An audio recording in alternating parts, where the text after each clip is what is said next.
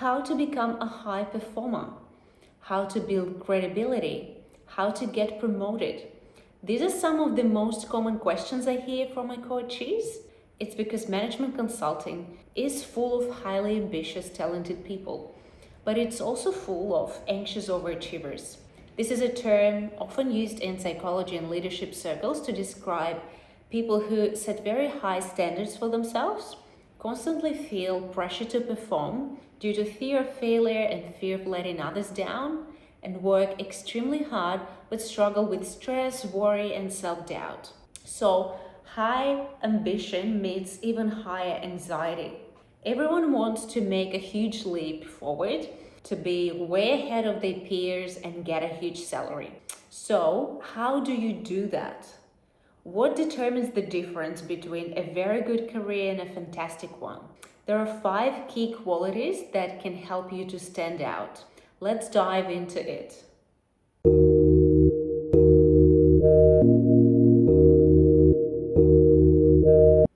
First and foremost, and it's actually the hardest, your brain needs to sincerely believe that it's possible for you, that it's you who happened to this career, to this company, not the other way around. It's so mainstream these days to manifest, call it manifestation if you will, but you need to really want to get to the top and to at least admit to yourself it's a possibility. Most people, even the most ambitious, in their heads think that a fantastic career it's for a select few, those who have an MBA degree, never babies, yada yada yada. But anything can happen. You need to want it, to have a scale, to have a huge positive influence on this world, to have the leverage and to work with most talented crews, and to admit in your head that it's at least a possibility. If you walk into a room with this energy, anything can happen. If you walk into a room thinking, do I deserve a seat at this table? Let's be real. So what can help you to do this? It's building your roadmap from early days in your career. And why I say that, it's not too late to do it at any stage. If you want to be the big boss one day, what does it look like? Sit down with pen and paper and answer the question, where do I see myself in 5 to 10 years? Don't tell me it's trivial. Be honest with yourself. Okay, you are this big boss, you run a business. What does it look like day to day? What does your life look like? What kind of people you manage? What kind of business? And then compare it to where you are. So if currently, let's say, you work as a business analyst, but you want to launch a digital product to market, be real with yourself. Are you getting the skills and capabilities? And are you meeting the people you need to be meeting in order to achieve that? And if it doesn't align, then consider how you can move forward and change direction. Second, and I should say this is the most impactful thing that many hardworking people overlook entirely, it's visibility. It's 60 or more % of your success. You need to be seen, heard, and your opinion needs to be voiced. What this means, when you come to a meeting, speak there. So many people think, I go to these meetings, others have already discussed and decided everything, and it's all right that I just sat there. But this is wrong, and it's actually harmful, especially to young women. We go to these meetings and we don't say anything once, twice. Maybe that's all right, but if that happens on a regular basis, you build yourself a reputation of a person who doesn't decide anything and doesn't contribute anything. And trust me, I've made this mistake for a long time. Now, if I go to a meeting and I anticipate I won't be able to add value there, I don't go. I spend my time doing something more valuable for myself and others. Another mistake I see people commonly make both early in their careers and ongoingly is skipping town halls and meetings with management when they present results, give strategy updates, and give opportunities for staff to ask questions. So a hardworking person who naturally would have a lot on their plate would think, I'll skip this meeting, work on my stuff, and they will see the results of my hard work. Maybe your manager will see the results, but your office lead won't even know who you are because they've never seen you. So your visibility is your responsibility. Third is where the hard work begins. Develop ownership mindset. This is actually a rare quality. I hear people say this word a lot, but not many understand what this means. This shows when no matter what project or product you work on, you actually act as if it's yours and you own it. I'm going to explain what this is. I need to see from you that whatever project you own, you act like you care deeply about the outcome. The attitude should scream, my project, my responsibility, my reputation, my results. This is not a hard quality. What you need is when you come to a meeting and your manager gives you a task to do some, let's say, market research, it's a typical task. Do some market research against these key lines of inquiry and then bring the results. We'll discuss next steps together as a team. 99% of people will do high quality market research, put together some slides. They will not do that crucial next step, which is to make a conclusion and actionable recommendations. They're too scared and think, I have little to no experience, my manager, the head of marketing, etc., know better. And so they're too scared to make this conclusion. The secret is, it doesn't matter if your recommendation is not the final one that the team decides on, but you will make it 100% easier to your manager if you put something that the team can constructively critique in front of them. The team can push the thinking together, but you will immediately build yourself a reputation of a person who adds value. I'll give you an example from my practice. A few years ago, I worked on a product with a huge product team. We just launched a new digital platform to market and the uptake was quite slow, so the numbers were down. And at the steerco, one of the execs who probably saw this product for the first and the final time just said, what if you guys streamline this part of the interface? And no one says anything to contradict him because he's this big boss. The task eventually gets pushed down to my team. When he asked us to make this simple change to the interface, in reality, it would have resulted in customers receiving additional discounts. And so our head of finance runs the financial analysis and says, if we do this, it will result in approximately $1 million less in revenue annually.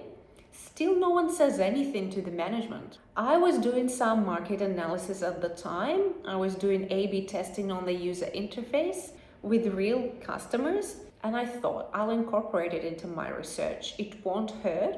So I do this research and understand there is no correlation between what he suggested and improving clarity and understanding in the customers.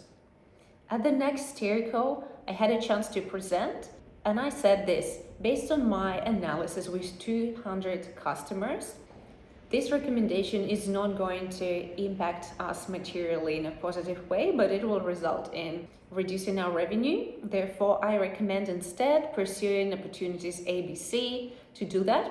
Our VP was then, he turned to his senior managers and said, what do you think about this, guys? And they all were like, yeah, we were never comfortable with this to begin with. He was so mad that no one pushed back initially, and we almost made these huge mistakes that would have costed us money and made it even harder to meet financial KPIs. By taking ownership of this and presenting my opinion and recommendations, I really made a substantial difference to the product direction, which was hugely appreciated by management. It's not a new one, but it's an interesting one, is thinking about yourself as a brand. If I'm my own product, what do I do to act as a producer? If I want to go from A to B, how should I think about it? So businesses grow when the capitalization grows. Capitalization is a reflection of perceived and actual value of the business. It's determined by revenue, forecasts, reputation, and overall economic context around this business. So what does it mean for you and your personal brand? Actually, it's the same thing. If I am my own product, what is my capitalization? It's my salary, my super, other perks, both current and future predictions. Secondly, it's my experience, my capabilities, my strength. Very importantly, my network and connections, my reputation, so everything I can capitalize. And lastly, it's my ability to stay relevant in the market and adapt, upskill to the industry trends, learn new technologies. It's your responsibility and yours only to carve time in your day, do some hard time management to not overlook these new skills and to have time to learn them. Through formal or informal training, it's your responsibility to learn how to speak about your skills and capabilities and the work you have done at networking events, conferences, so that the entire industry knows who you are and what you do. I have a video that explains how to boost your networking skills. We'll put the link in description. So take the idea that you are your own product. It's literally your biggest investment that will bring returns and multiply. You need to be the most interested in your own development and growth and having opportunities for an impressive career. If you develop a roadmap that I talked about before, you can constantly keep it up to date, add new things to it, what you need to learn, who you need to meet, what you need to try, etc. So you continue to making it happen for yourself. And the final one, do more and reflect less.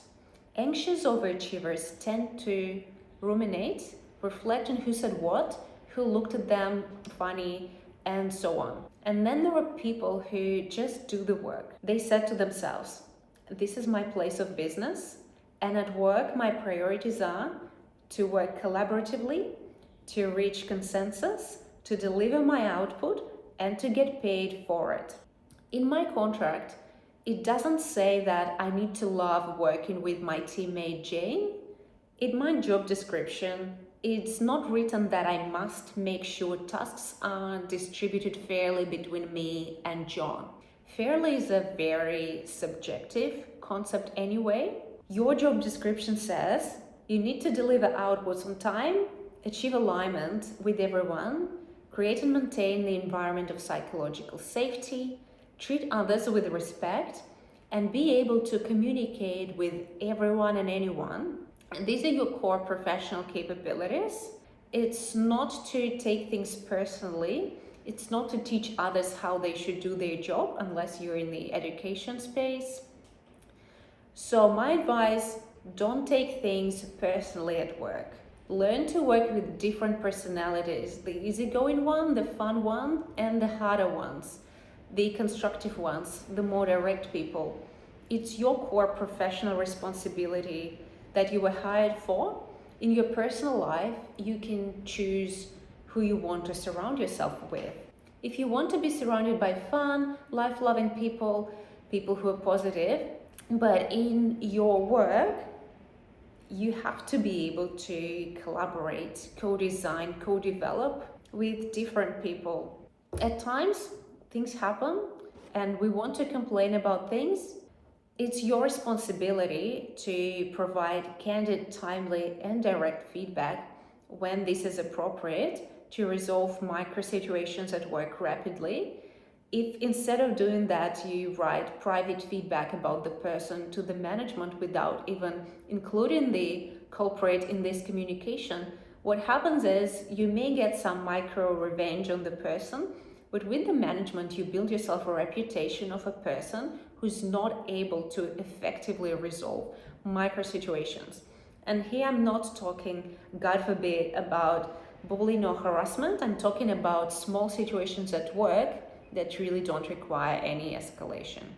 You can think of it in a different way. And at some point this year, I've asked myself this question: how do I ultimately want to feel at work? And what would give me the greatest satisfaction and joy from going to work every day?